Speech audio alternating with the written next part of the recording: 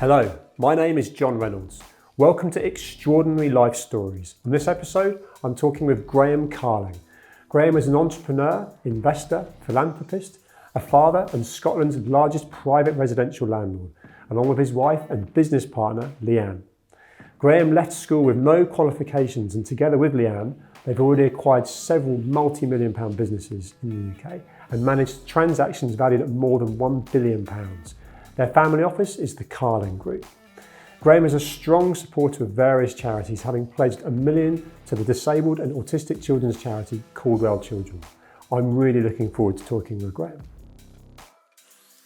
Graeme, thank you for joining me. Thank you for having me, John. Yeah, good to see you again. Yes, yeah, good to see you. Yeah. Tell me, who is Graeme Carling? Oh, great question. Who is Graeme Carling? I'm an entrepreneur. I mean, I can tell you who I am now. Yeah. I haven't always been this, but I'm an entrepreneur. I'm a father. Yeah. I'm a husband. I'm an entrepreneur.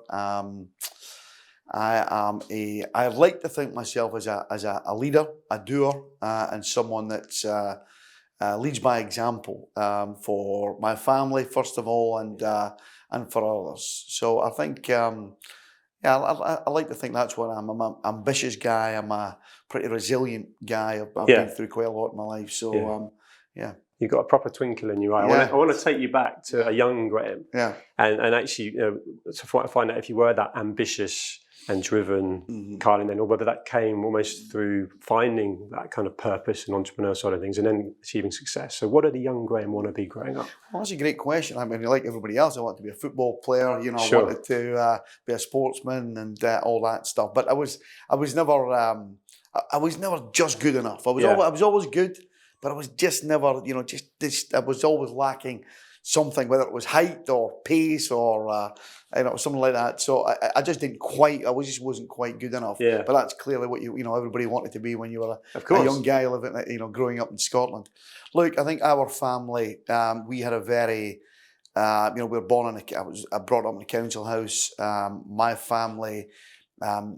Nobody, they done the traditional thing. They just left school, went and got a job and earned some money, and that was kind of the vision or the cycle that I was brought up in. And for me, I always had, so I never wanted to do that. I didn't know what I wanted to do, but I knew what I didn't want to do. That terrified me, going in doing what my dad had done and my granddad had done and my family had all done, that was the life that you just had. There was a blueprint for you. So it's a real parallel to me. So effectively it was get your grades and go and get a job. You go and get a job, That scared me too. So did you do that? Did you do what you were advised to then find out that you really didn't want to do that? Well, I didn't get the grades. That was the problem. But I still left school and went and got a job. I started, I was delivering milk when I was 13 years old in the morning, at about 4:30 in the morning. So I was always entrepreneurial. Yeah, I was always wanting to earn my own money. I always wanted to,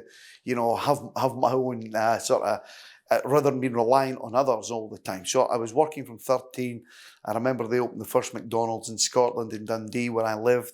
When I was 15, I got a job there when it first opened. Yeah. Then I ended up, I didn't like school. I had no interest in it. I didn't like what they were teaching me. I wasn't going to go to university. That just wasn't something that we'd done in our family. So the sooner I could get a job and earn some money. Yes. So how I done what everybody else was doing, not what I wanted to do, but I just went with the flow. And that was how I went and became an apprentice joiner on the YTS scheme at the time, £29.50 a week.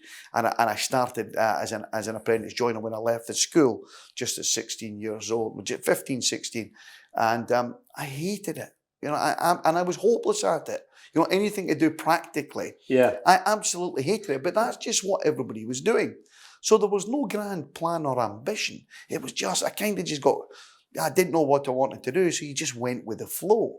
And it took me a while to kind of, get my teeth into something that I really enjoyed, but that was doing stuff mentally. When was that? Because there must have been a moment where that lost feeling, which I can identify with as well. Like, is this really what it's all about? Yeah. And also potentially a little bit of like, because of what my parents did in context of and their parents and so on was go and get a job. Yeah. To then go that entrepreneurial route and then have almost like a light bulb moment. I was like, this is great. Yeah. I can forge Yeah. this. When did that happen to you? What sort of age and what did you do? Yeah, so what happened was, and it's very interesting, you just said there, is this what it's all about? Because we've spoke about, mental health stuff before and all that. I remember that at that period of time in my life, I remember questioning that, and that was a real worry and concern for me at that time. But I kind of shrugged it off and didn't go too deep into that. But that was a real sort of concern for me. Is this it? Is it crikey, for the rest of my life I'm going to be a joiner or a job for life? Really? Yeah. A job you hate for life? Really? Earning mediocre money, and that's it. And people do that as well. I was around certain people that were doing that, and you're like, God, not me. No. So what happened was my dad actually had got promoted. My dad was a general manager for a transport company in Dundee. He got promoted to managing director. We moved just as I was 16, just started as a YTS, down to Kent, Herne Bay in Kent. He got a job in Faversham. And so that was a big move for our family. That was a big move for the extended family because no one had really moved through ambition or promotion before.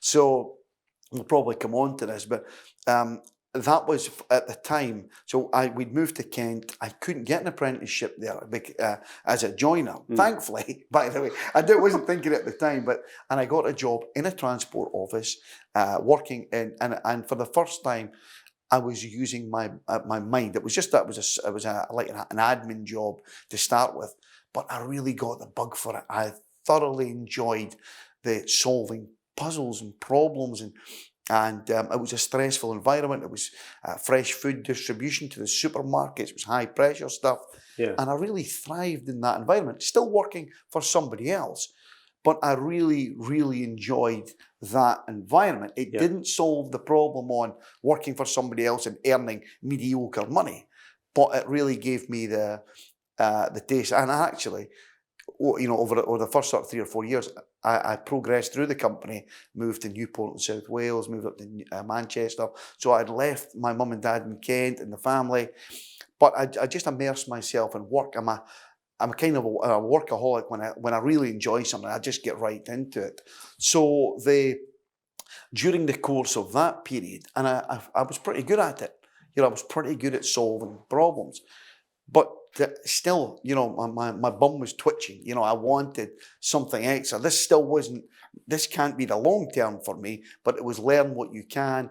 I was enjoying what I was doing, but I still wanted, my mum and dad every year without fail would be arguing at Christmas time. My dad, for as much money as he was earning in the corporate world and going up the ladder, we had no money. Yeah. It was always an argument. There was no money for Christmas. There was no money in summer for summer holidays. My dad was always chasing his bonus, his annual bonus. Then it was huge pressure. So no matter how much money he made, it was spent or was never enough.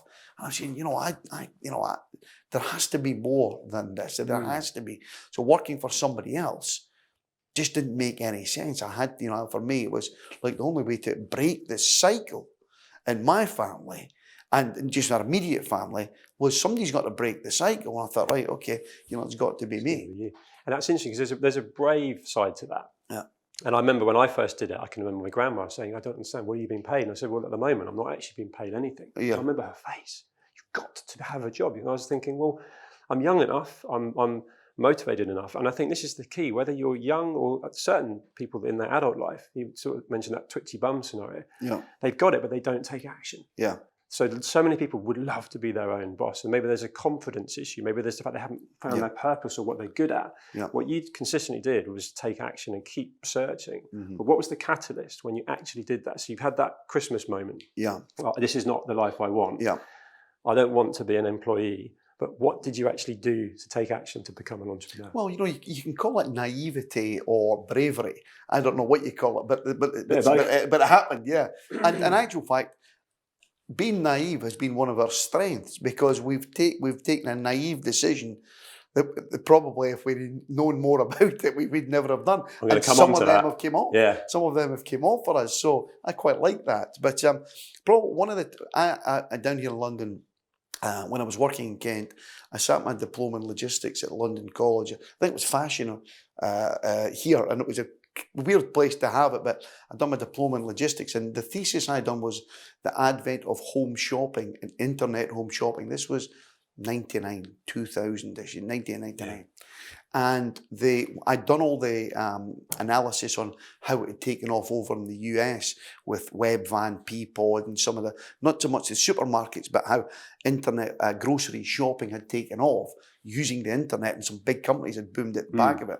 So I was pretty clued up in that. You know, I'd immersed myself. I was so intrigued by internet grocery shopping. We were doing fresh food delivery. That was the background I was involved in.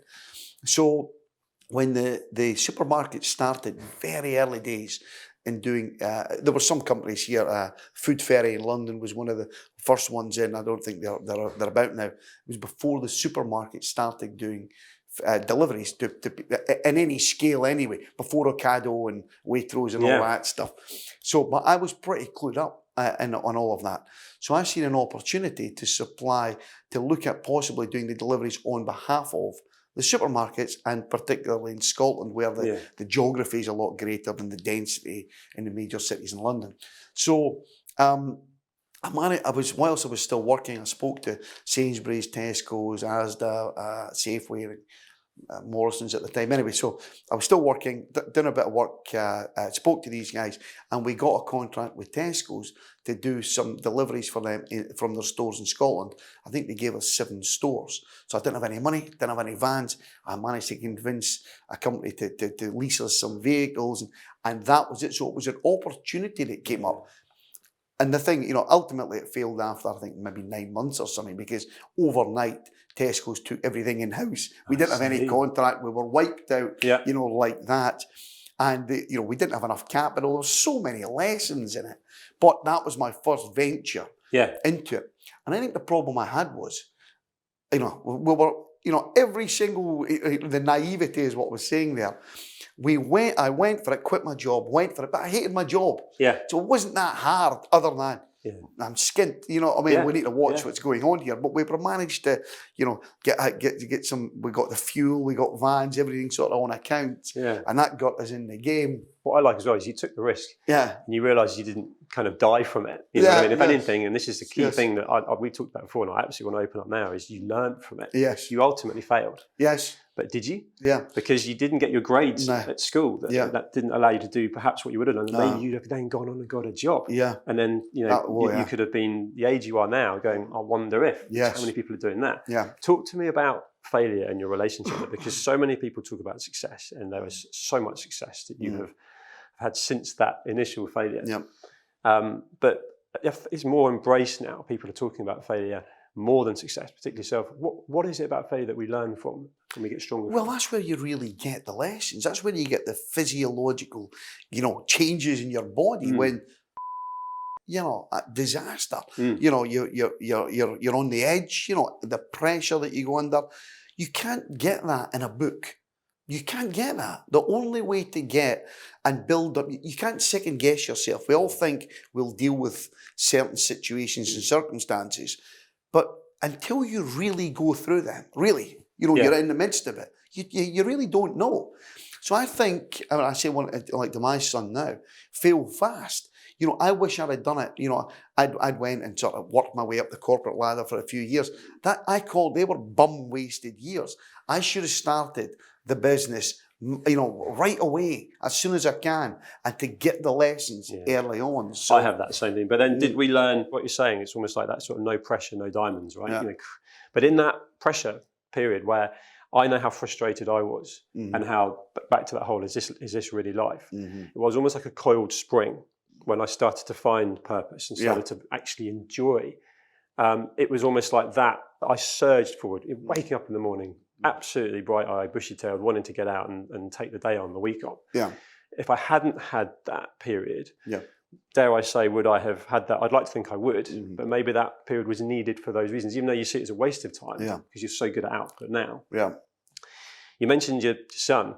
You know, for me, the current education curriculum is archaic. It's actually designed to bring through employees. Well, that's not current. That's forever. I mean, that is the system that's always been there. I mean, when did we last use a Bunsen burner? Right? Yeah, you know, and yet there's financial literacy, there's self-development, which we'll come on to.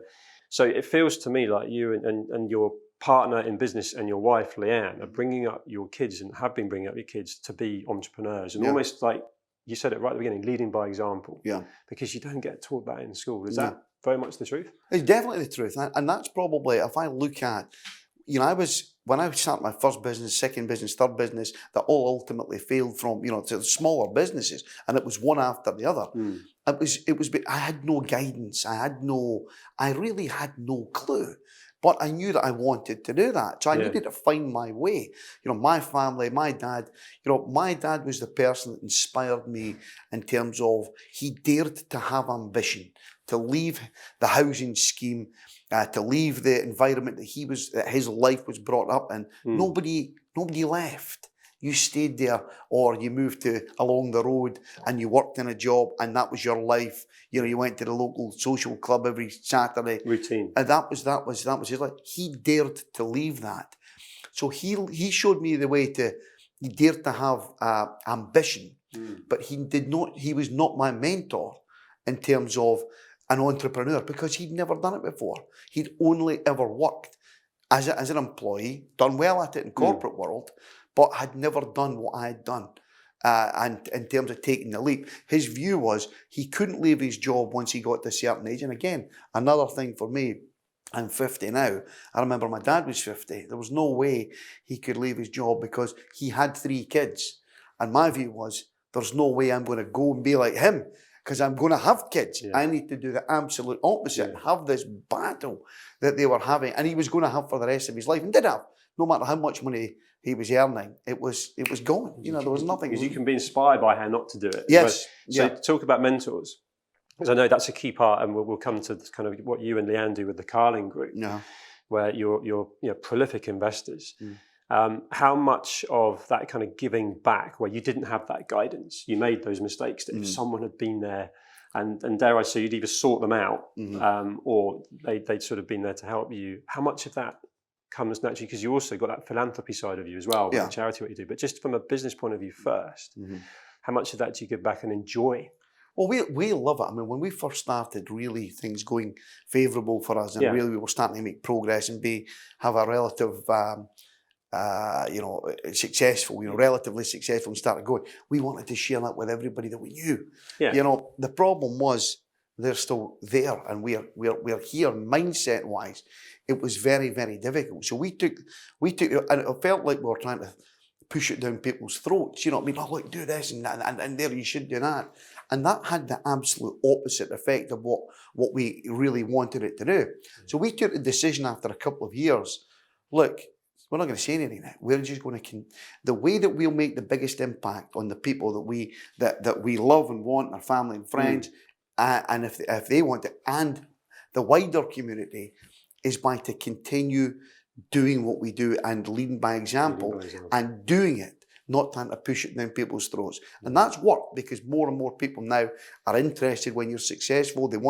They ask questions now, rather than us trying to, to sort of not push it down people's throats. You get so enlightened by something. I've had this with my kids with certain podcasts I've listened to, and they get really excited about it. And almost that self-development in kids. Oh, Dad, I don't want to listen to this. I don't know what, and you're there like, let's talk about, for example, keeping mentally and physically fit. I'm sort of encouraging them they do their sport, but we've got a gym at home. So, maybe start the day with a bit of the Pilates reformer we've got, or the gym itself, or go for a run and so on. I've noticed they're both teenagers, so it's tough right now.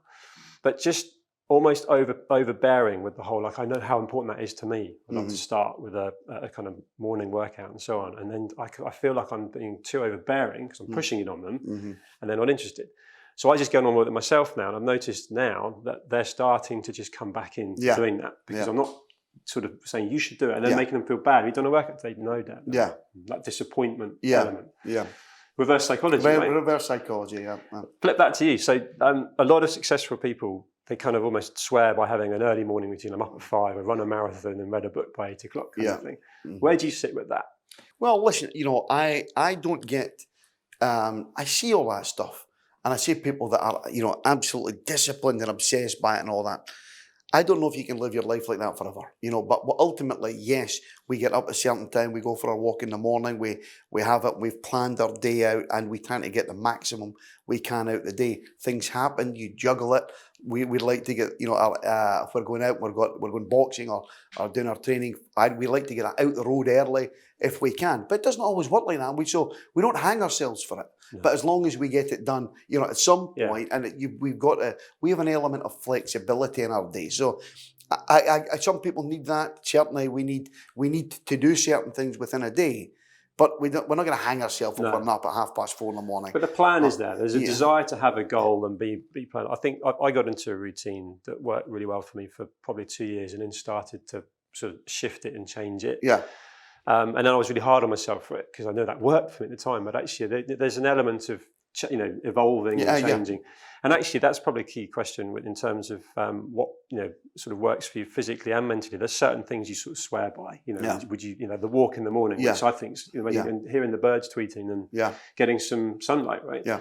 Is that a constant? That's absolute. Yeah. That's an absolute one. And so it's first thing, no matter now, obviously being based in Dubai now, it's easier. At that. It's easier because you're shorts and t-shirt on, and you're not thinking about the weather or any of that stuff. And in actual fact, with the time differences, depending on the time of the year, you've got to get up earlier anyway because it gets too hot. So you've got to. So that's good. So that kind of keeps you within a certain good routine, good start to the day. Yeah. That's a must-have. And but we like to be ahead of the game as well. We like to get up early and have an earlier start. So what's the plans today?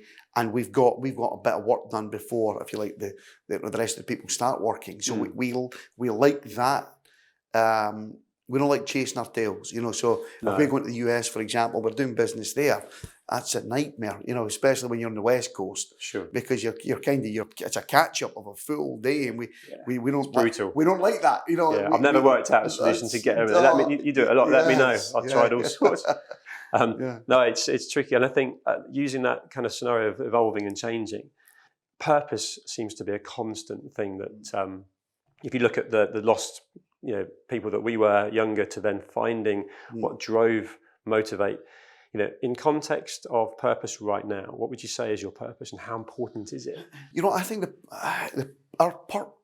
you asked the question, when did you find it? When did you find your way? Well, no, this isn't there has to be more than this. It kind of just evolved over time, and in actual fact, there's been not just one milestone, there's been multiple milestones, and it keeps coming. Then, we'll go, and we always say everything comes at 90 degrees. So you think that's what you're doing, that's where you're going, that's the plan. But in actual fact, it's here. Yeah. That's your purpose. But did you need to be going there? Yeah, to find you that? need to be. I think it's the whole, you've got to keep moving. You've got to keep moving. Don't want to call it woke, but there's an element of people out there that are like, my life's rubbish. I've got no motivation. I don't know what to do. But they're actually potentially standing still, right? Yeah. Whereas it feels like you've always kept moving, which hence having those multiple failures, as you said. Yeah. To then, if you stand still, if you're not searching, if you're not being curious, then you're not going to have that moment where you're like, I thought it was there. Yeah. Oh my God, it's over there. Oh, you see that. I mean, so many people say, well, I'm just going to sit on the sidelines at the moment. Interest rates have gone up, cost of living, inflation, blah, blah, blah, blah, blah. I'm just going to sit on the sidelines. Going, why? Yeah. Why you sit? You need to keep moving. Yeah. You can't lose the momentum. Yeah. It might be, and something will come up. If you keep going, something will come up in the space. And we just believe that. Yes. And normally something does come up that you weren't expecting, or there's an opportunity over here that you never seen because the space is there. But as soon as you stop, for me, and I've seen that over the years, it's very dangerous. I've been guilty of it. I mean, ashamed to admit it, but in business, I was cookie cutting at a certain point with Titan Property, that the Office to Resi permitted development legislation. Just thought that would go on a lot longer than it did, and it got tricky with surveyors not enjoying that and so on. And it was, I don't want to say it was laziness, but it was that whole, I'll just do this for a bit and actually do some other things and take some time with the family. And then instantly the world's changed around you. So that whole comfort zone where dreams go to die is definitely something that I've experienced. But on the flip side, back to yourself, by keeping on moving, by keeping on going, you've achieved phenomenal success. I think you and Leanne have invested over $1 billion now in different investments. Well, we've done over that in deals, over. I mean, we were speaking to someone yesterday. I mean, it's been probably 17, 18 years we've been going now. Yeah. We're going, wow, that's gone so quickly, and we just saw it's it's taken. But when you get the momentum, you've got to keep the momentum going. I really feel that from you. It's inspiring. But sitting here now, with that level of success, what is your definition of success? If I look at my life, so it's not just business or anything. We've managed, in the time that I've known Leanne and we've been together, we have built a substantial business together. Yeah. We've wonderful kids. We travel the world. We are financially, have been for years, free and okay. We've managed. Our kids have grown up with us. I think we've been good role models to them as well. So from a family point of view, not just to them, to my extended family who I don't see so much, but I know that ultimately I am the person that continues to break the trend because they're still doing the same stuff. But they're now asking questions and are more motivated now than ever. And others. We've inspired others. Yeah. And we will continue to do that. So there's for us, in terms of end game, there's no end game. We want to do more of the same because where we are at the moment, we're in a great place. So there's not like an end, and we'll never stop. By the way, it's not I can tell. No, we're no chance. You're absolutely pumped with energy. And what I love as well, and this is something I've learned to embrace, is you haven't got a set goal where it's like, well, you mentioned the billion, we're after 2 billion. Yeah. You mentioned this. Yeah. It's enjoying the journey. It's being present. Yes. It's seeing. Present in the moment. And how many people are missing that? And I love the fact that you're in business as well as being married with Leanne. Yeah. Because I could see that in some contexts, a relationship with that could be pretty brave. That could be a risk. Spend too much time together. You need to have that separation. But when you just said the whole, like you go on holiday together, you're probably constantly talking about deals together. Well, what do you think about that to the kids and so on? And to Leanne, the whole thing of actually nurturing, mentoring, as well as parenting, it seems to work really well for you. It does. We met at work. We've only ever known working together. Yeah. And I think at times in your life, I'd had failed businesses, I'd stuff I didn't have, I've had to recover from the failed businesses before I started again. And someone or something comes into your life that just creates that spark and momentum. And ultimately, that's what happened with me and Leanne. We came into each other's life and then things started to make sense. And that's ultimately where it has been. We have, for our kids, they've been brought up in the business world. We have one life. Yeah. And it's not like we're switching on and off, and it's just one life, and we absolutely love it. Yeah, so, I can tell. It's constant. A couple more questions because I could talk to you for so long. The Carling Group, in terms of how it's set up, I mean, you're almost like your kind of dream deal, and maybe an example of a couple of opportunities that you've got involved in that you're really passionate about. Give me a feel for that. Well, a couple that we're working on at the moment. Leanne particularly likes healthcare. Anything that has a global opportunity, a global market. So scale is really important. Scale is huge for us now. Again, we weren't always this. We just wanted to get enough money to not have to go back to a just over broke job. That was it. But now our ambitions are so much higher. Anything that's scalable globally. So healthcare, Leanne particularly likes the healthcare sector, renewable energy. We're pretty good.